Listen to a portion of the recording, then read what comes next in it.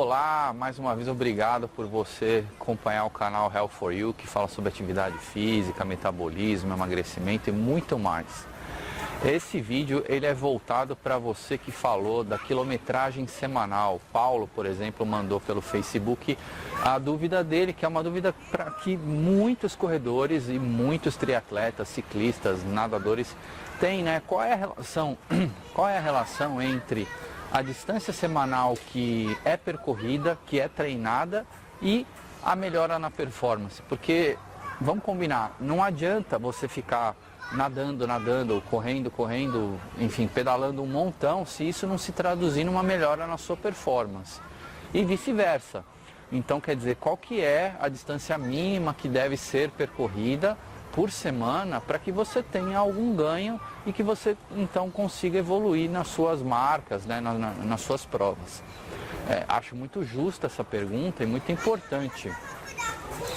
Quando a gente busca na literatura informação sobre essa pergunta, por incrível que pareça, essa pergunta ela não é respondida, não há estudos exatamente sobre esse assunto, ou quando há pouquíssimas evidências acerca da distância semanal, da relação entre a distância semanal e a performance de endurance.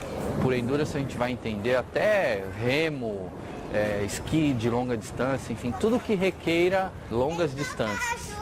Enfim, o que eu posso te falar é baseado, na verdade, numa junção entre várias pesquisas, a minha experiência tanto como treinador como corredor, para te dar algum norte, alguma informação que seja, no mínimo, baseada em conhecimento, não baseada só em tentativa e erro, que é o que mais existe por aí, são anedotas, ou seja, são corredores trocando experiências com outros corredores, experiências anedotais, ou seja, ele corre 50 km por semana e vem tendo bons resultados e ele propaga isso e os seus amigos, as pessoas ao seu redor acabam comprando essa ideia de que, eu estou dando esse número, né, 50, poderiam ser 60 km semanais.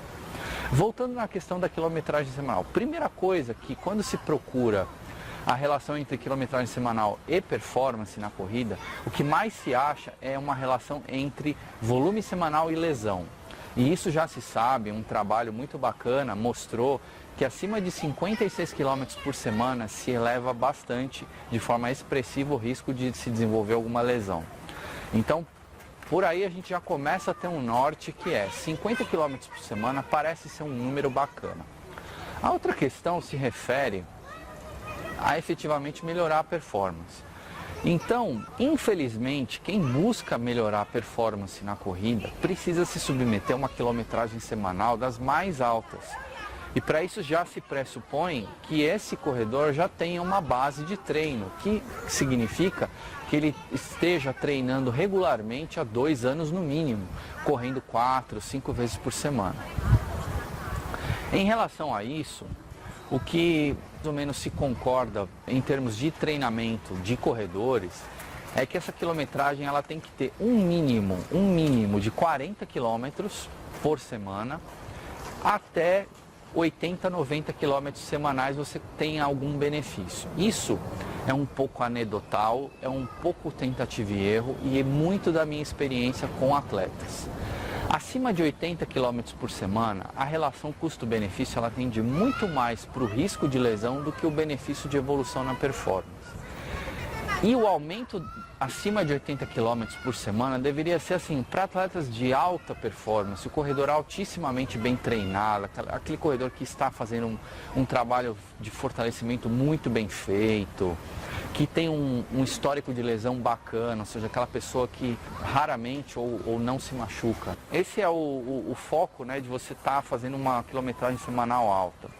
Então, a minha recomendação é que você fique nos 40 a 80 quilômetros, mas que você faça, na verdade, um investimento muito mais na frequência semanal do que na quilometragem. A quilometragem ela vai ser uma consequência das sessões de treino que você acumular durante a semana.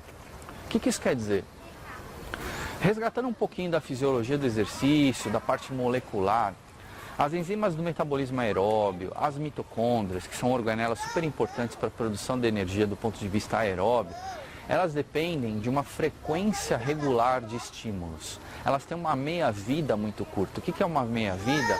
É o quanto uma substância ela dura no nosso organismo. Quando você toma um remédio, por exemplo, ela tem uma meia-vida. Ela tem um pico de atuação no seu organismo e depois essa atuação começa a declinar, a decair. Da mesma forma que são as adaptações geradas pelo seu treinamento aeróbio. Isso quer dizer que, por exemplo, você treinar 2 vezes por semana é uma frequência semanal baixa. Enquanto você treinou, por exemplo, numa segunda-feira, vai treinar de novo na quinta-feira, existe uma grande chance de que essas adaptações que você tenha gerado na segunda-feira, quando vai treinar novamente na quinta, elas já tenham caído, já tenham declinado, porque a meia-vida das enzimas aeróbias, das mitocôndrias, ela é baixa. Tanto é que os corredores de alta performance, os corredores de elite, eles treinam 2 vezes por dia e não é por acaso, porque a meia-vida dessas enzimas do metabolismo aeróbio é tão curta que às vezes você precisa estimular 2 vezes no mesmo dia. Então, claro que você não vai correr 2 vezes por dia, porque isso é altamente lesivo, a exposição ao impacto pode te lesionar. Mas o que eu quero dizer é que você tem que ter uma frequência mínima semanal de 4 vezes. Se você realmente está falando em evoluir, em performance, né, em buscar o seu melhor, é necessário. Então a minha recomendação é que você faça de 4 a 6 treinos semanais de corrida. Isso, claro, com um aumento de carga com critério. Você tem acompanhamento de um profissional ou até de vários profissionais, né, da área de nutrição, na medicina, no seu treinamento, da parte de fortalecimento. E aí sim você vai ter uma evolução. E que esse aumento de carga, ele seja regularmente intercalado com períodos de recuperação. Porque não é possível somente você, entre aspas, andar para frente. Você tem que dar alguns passinhos para trás para você conseguir dar alguns para frente no treinamento. O que isso quer dizer? Que em algumas semanas você acumula algum desgaste, né? Que a gente chama do efeito residual do treinamento.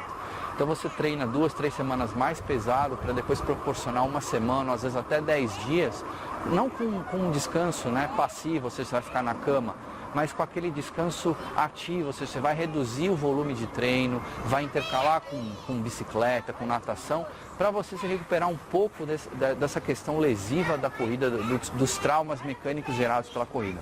Essa é a minha dica desse vídeo, espero que você tenha gostado. Se você gostou, dá um like aí, por favor, continue seguindo a gente no canal Health for You. Obrigado, até o próximo.